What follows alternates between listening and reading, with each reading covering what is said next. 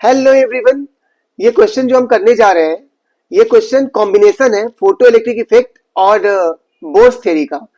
तो bourse theory में ये पढ़ाया जाता है कि जब भी कोई इलेक्ट्रॉन हायर ऑर्बिट से लोअर ऑर्बिट पे मूव करता है तो जो एनर्जी का गैप आता है उसकी वजह से एक फोटोन रिलीज होता है। अब ये क्वेश्चन को मिक्सअप कर दिया है कि वो जो फोटोन निकल रहा है उसी फोटोन को यूज कर रहा है फोटो इलेक्ट्रिक इफेक्ट में। मीन्स कि किसी मेटल सरफेस पे बॉम्बार्डमेंट कर रहा होगा, वहां से इलेक्ट्रॉन रिलीज कर रहा होगा। तो दोनों का कॉम्बिनेशन है। पहले आप प्यार से क्वेश्चन पढ़ लो एक बार। और ये क्वेश्चन इसलिए भी इंपॉर्टेंट बन जाता है क्योंकि आइंस्टाइन इक्वेशन आपने पढ़ा होगा। ये क्वेश्चन अपने आप में बहुत ही ज्यादा इंपॉर्टेंट था। जितने भी सोलर सेल्स आप देखते हो वो सारे आइंस्टीन थ्योरी के बाद ही बने हैं, क्योंकि फोटो इलेक्ट्रिक इफेक्ट के बिना हम सोलर सेल को इमेजिन नहीं कर सकते हैं। चलो ठीक है, क्वेश्चन पढ़ते हैं एक बार। हाइड्रोजन एटम है, हाइड्रोजन लाइक एटम है जिसका एटॉमिक नंबर दे रखा है जेड। एटॉमिक नंबर ही हमें निकालना है। उसके बाद कह रहा है कि फोटोन इमिट होता है जब n इज इक्वल टू 4 का जो लेवल है वहां से इलेक्ट्रॉन मूव करता है n इज इक्वल टू 3 पे। ठीक है, वहां से एक फोटोन रिलीज हो गया। अब उसी फोटोन का यूज करके वो क्या कर रहा है, फोटो इलेक्ट्रिक इफेक्ट प्रोड्यूस कर रहे हैं। तो अब उसी फोटोन की हेल्प से जब वो बॉम्बार्डमेंट करता है किसी मेटल सरफेस पे, तो जो इलेक्ट्रॉन रिलीज होती है उसका मैक्सिमम काइनेटिक एनर्जी दे रखा है 1.95। करेक्ट।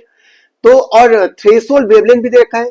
तो थ्रेशोल्ड वेवलेंथ की हेल्प से हम क्या निकालते हैं, वर्क फंक्शन। सबसे पहले आप एक काम करो, बोर्स थ्योरी वाला ही यूज करके सबसे पहले आप बोर्स थ्योरी में जो फोटोन रिलीज हो रही है वो कितनी एनर्जी की रिलीज हो रही है पहले सबसे पहले वो कैलकुलेट करते हैं। तो ठीक है, इलेक्ट्रॉन कहां से जा रही है, ई इज इक्वल E4 से E3 पे जा रही है, लेवल 4 से लेवल 3 पे। तो इक्वेशन क्या यूज करते हैं हम, delta E is equal to E4 minus E3। यही इक्वेशन यूज करते हैं ना। E4 के लिए आप लगा दो -13.6 Z square by n square. Simple सा क्वेश्चन था। N1 N4 स्क्वायर मतलब 4 आपका यहाँ पे N जो है वो आपका 4 हो जाएगा।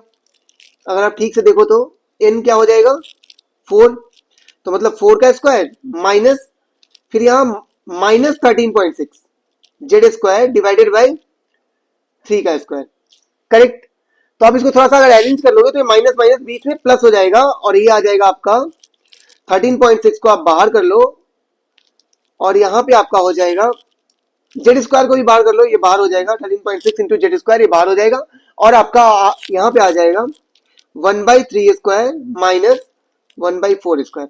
इसको आप आराम से सजा के लिख लो यहाँ पे। फिर उसके बाद अगला जो हमें, ये क्या है, एनर्जी ऑफ फोटोन है। ध्यान रखना, एनर्जी ऑफ फोटोन क्या, जब इलेक्ट्रॉन हायर एनर्जी लेवल से लोअर एनर्जी लेवल पे मूव किया है उसके बीच का जो एनर्जी गैप था वही एनर्जी लेकर के फोटोन बाहर निकली है। और वही फोटोन क्या कर रही है, सेम एनर्जी से फोटो इलेक्ट्रिक इफेक्ट प्रोड्यूस कर रही है। तो अब देखो फिर एक इक्वेशन फोटो इलेक्ट्रिक इफेक्ट का है, आइंस्टीन इक्वेशन जो आप पढ़ रखे होंगे। Energy of photon is equal to kinetic energy max plus 5। ये आप पढ़ रखे होंगे अगर आप इक्वेशन फोटो इलेक्ट्रिक इफेक्ट में, तो ये आपको याद होगा, बेसिक सा इक्वेशन है। तो यहां आपको काइनेटिक एनर्जी मैक्स दे रखा है क्या, हाँ दे रखा है। काइनेटिक एनर्जी मैक्स है 1.95। करेक्ट।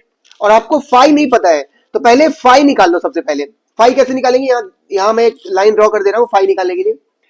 फाई निकालने के लिए एक फॉर्मूला होता है HC/λ, या इसका शॉर्टकट भी यूज किया जाता है। यहाँ आपको नैनोमीटर में दिया है ना, नैनोमीटर में जब भी वेवलेंथ दिया रहता है फोटोन का, तो हम फाई जब निकालते हैं तो फाई निकालने के लिए क्या करते हैं, एक शॉर्ट ट्रिक होता है 1240 डिवाइडेड बाई लैम्डा, जो भी वेवलेंथ आपका नैनोमीटर में है वो।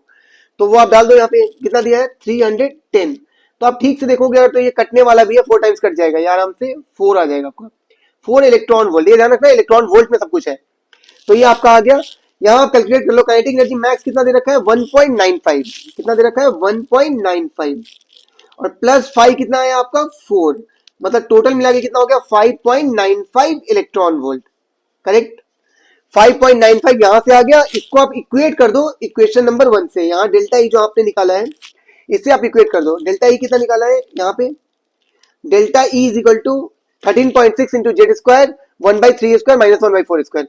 तो इसको आप प्यार से लिख दो यहाँ पे 13.6 Z square into Z square 1/9 minus 1/16, इसको मैं ओपन करके लिख देता हूं और इसको आप बराबर कर दो 5.95 के। बिल्कुल सिंपल सा इक्वेशन है, इसको अगर आप सॉल्व करोगे तो आराम से आपका आंसर आ जाएगा। जेड की वैल्यू यहां से प्यार से आ जाएगी आपकी 3, और जस्ट जस्ट इसको टिक आउट करना था जेड की वैल्यू को। तो ये बहुत बेसिक सा क्वेश्चन है और ये क्वेश्चन सॉल्वेबल था, एग्जाम में आप सॉल्व कर सकते। और फोटो इलेक्ट्रिक इफेक्ट आपने पढ़ा है तो इजीली सॉल्व कर लोगे आप।